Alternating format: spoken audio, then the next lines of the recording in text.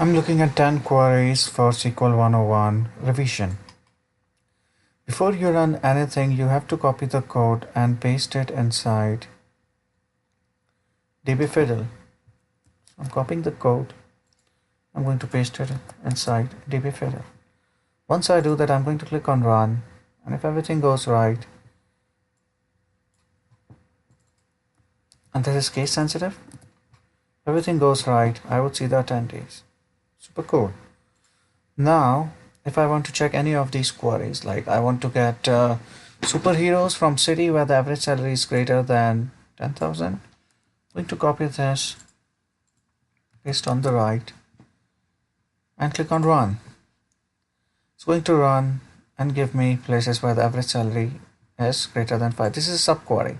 If I want to run what is inside the subquery, I can do that as well. Oops. Select city from employee where average salary, column list. Okay, so the name would be different, but let's check. City 2.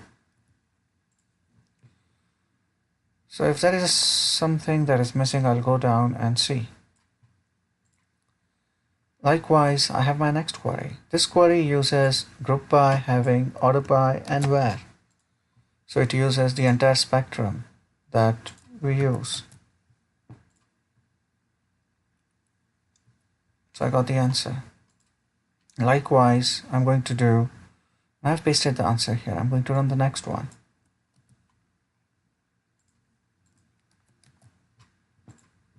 So this way you can run the top 10 queries and see everything goes right. All you have to do is make sure you paste the whole code on the left, this whole code, and then start reading this, understand the question, and paste the output on the right.